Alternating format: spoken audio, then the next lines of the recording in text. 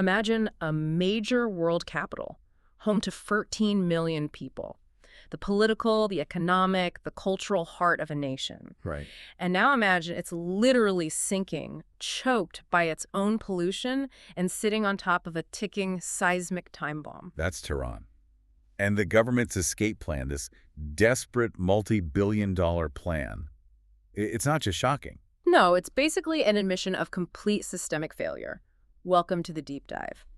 Today, we're analyzing the sources detailing Iran's staggering proposal to just pack up and move its entire political center. Yeah, abandoning Tehran for the remote Makran coast, which overlooks the Gulf of Oman. It's a stunning move. It is. And this deep dive really shows you that this is so much more than some urban planning exercise. Right. This is a government fleeing the wreckage that it created itself. We're talking decades of chronic mismanagement, of corruption that have created what the sources call an existential environmental crisis in Tehran. So the regime is trying to survive by just pivoting away from the consequences of its own incompetence. We're going to unpack the catastrophic factors forcing this retreat, look at the real strategic motives, which seem to center heavily on regime survival and a big geopolitical shift.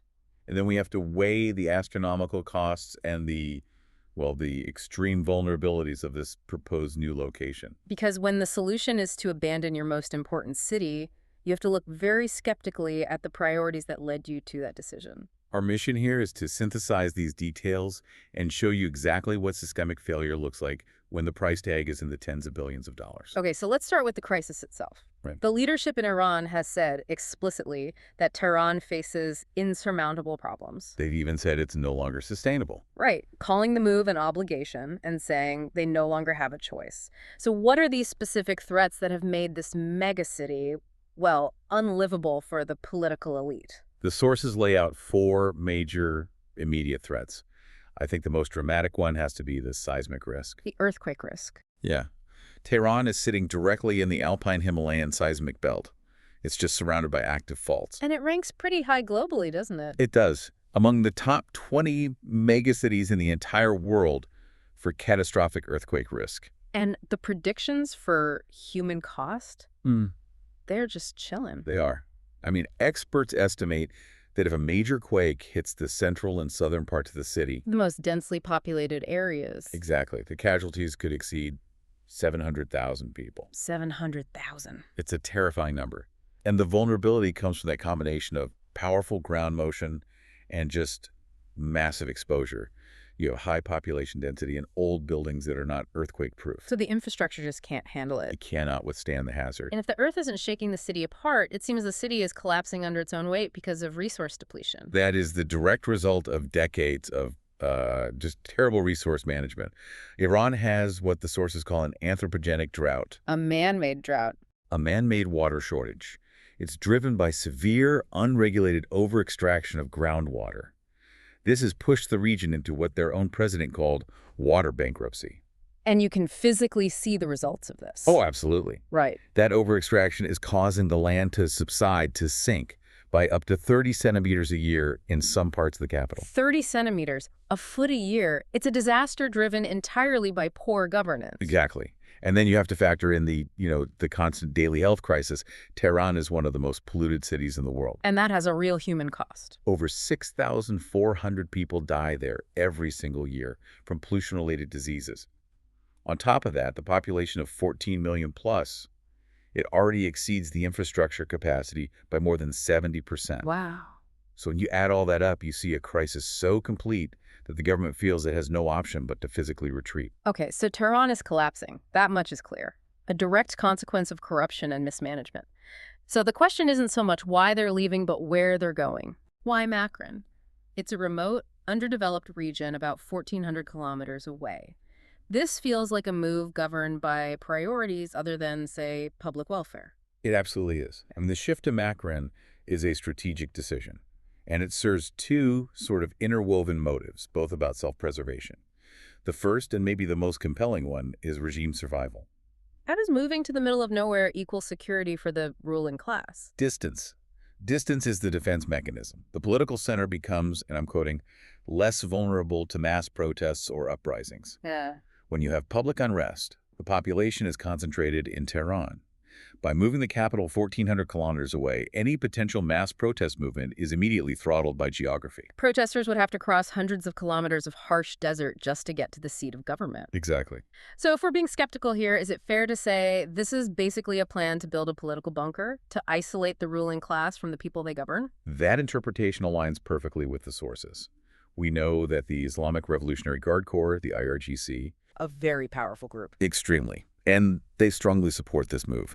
They see Makran as an inherently defensible location that helps them control political stability. Self-preservation is clearly the #1 priority here. Okay, so motive one is security. What's the second motive? It seems to be a calculated geopolitical shift, using the coast for an economic advantage, especially with sanctions biting. That's the economic justification they're offering, yes. Right now, they run a ridiculously inefficient logistical system. How so? Goods land at southern ports, get trucked all the way north to Tehran for processing, and then they're shipped all the way back south for export. The president himself admitted this process severely depletes competitive capability. Moving the capital closer to the coast just eliminates that logistical absurdity, It does. And being on the coast means proximity to Chabahar port. which is the key node in that big project, the International North-South Transport Corridor. Precisely. The INSTC. It's designed to connect Russia to India, right through Iran. Shifting the capital to Makran is a very tangible strategic move to cement economic ties with non-Western powers. Specifically, Russia and India. Yes, it's a bold attempt to bypass and, neutralize the pressure of Western-dominated economic networks and sanctions. They're trying to embed Iran deeper into an alternative sanctions-resistant economic world. Now we get to the part that usually determines the fate of these grand plans, the sheer financial and logistical minefield. This is a massive project. They're saying it'll take 20 to 25 years. Right. What is the estimated price tag, and can the country even afford this gamble? Well, the official cost estimate is floating around $10 billion. $10 billion. That almost sounds manageable. It does, but independent expert predictions suggest the true costs will likely exceed $50 billion. 50 with the B. 50 with a B. And this is an astronomical sum for any country, let alone one whose economy is just staggering under severe international sanctions and a massive fiscal deficit. It's hard to hear that number without thinking about the alternatives. I mean, critics have to be arguing that spending tens of billions to abandon the capital is insane. Of course. That money could be used to repair the existing infrastructure in Tehran, like fixing the leaky water systems that caused the whole subsidence disaster to begin with. And that critique is, highly relevant. They're choosing to flee the problem rather than fix its root cause.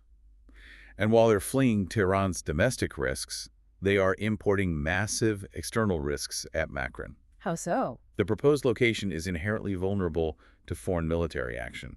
That spot on the Gulf of Oman is patrolled by, everyone.